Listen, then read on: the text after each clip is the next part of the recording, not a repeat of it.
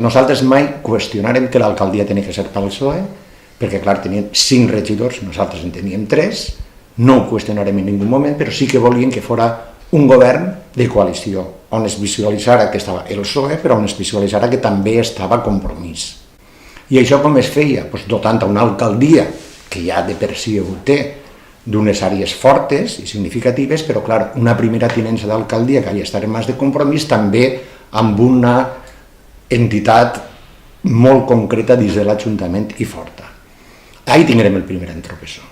Ja el PSOE no volgué ni cedir-nos la primera tinença d'alcaldia.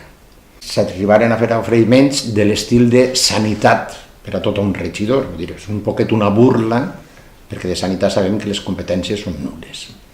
A tot això s'anava apropant el dissabte on s'havia de constituir l'Ajuntament i ni ens cridaven, ni obrien la boca, ni deien res, fins que la nit abans, el divendres a les 9 de la nit, 9 i mitja de la nit, ens cridaren per dir-nos que havien pactat amb el grup d'independents de Rafael Buñol, que era l'excisió del Partit Popular.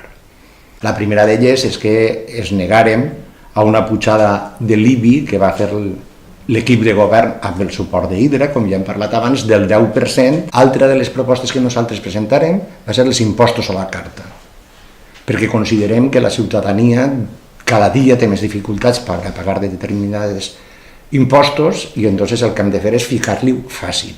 I farem una proposta de que s'acumulara el cost de tots els impostos municipals i que s'aplicaren tarifes trimestrals, en les que el veí a saber que cada trimestre li tocaria pagar, i no pagar per una banda l'IBI, per l'altra pagar el FEM, per l'altra de vehicles de tracció mecànica, etc. També presentarem una proposta per a fer pagaments alternatius als impostos o les denúncies i demés a través dels serveis socials. I això va ser rebutjada. I l'altra proposta que farem en aquest àmbit va ser aprovar que es crearà la plaça d'Agent de Desenvolupament Local, que a Rafael Buñol, lamentablement, encara no existeix. A l'Ajuntament de Rafael Buñol hi ha una carta de participació ciutadana perquè nosaltres la impulsarem, s'aprova en l'anterior legislatura. I també els pressupostos participatius s'estan fent de la passada legislatura. Però a més, en aquesta legislatura hem posat en marxa, a través de propostes concretes de Compromís, l'ordenança de transparència i bon govern. I ara es fa un debat anual públic de tots els candidats en la Casa de la Cultura, en la que enguany participaren 200 persones. Després també presentarem una moció per a parlar de l'escó ciutadà. I aquesta moció ens va ser rebutjada per els vots del PSOE. I després també hem aconseguit que tots els acords plenaris es publiquen als mitjans de comunicació de l'Ajuntament.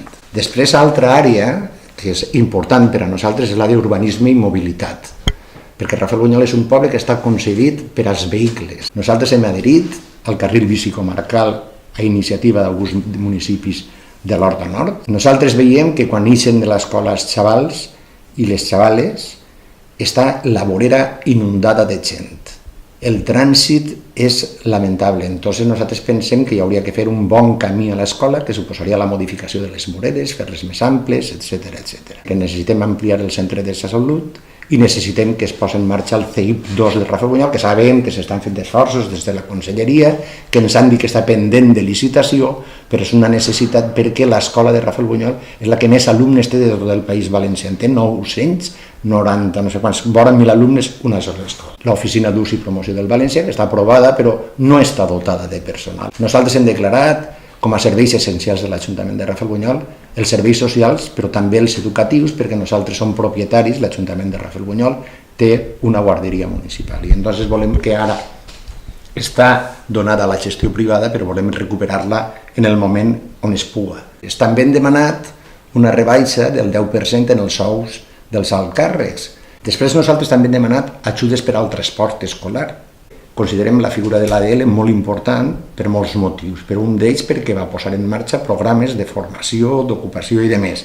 I un sector al que pensem que hi ha que atendre és als joves. I per tant plantejaven la possibilitat de subvencions de fins a 15.000 euros per a repartir per a joves emprenedors. I després també hem demanat que per promoció i ús del valencià, en despesa corrent, que no de personal, se destinen 5.000 euros que ens van dir que sí que es portarien endavant. Nosaltres, des de Compromís, des de l'oposició, ja heu vist que presentem propostes i mocions, i presentem alternatives als pressupostos i pensem seguir fent-ho sempre que siga possible. En definitiva, estem presentant infinitat de mocions i de propostes per a que tot i que no estiguem en el govern, Rafael Buñol noti la presència de Compromís.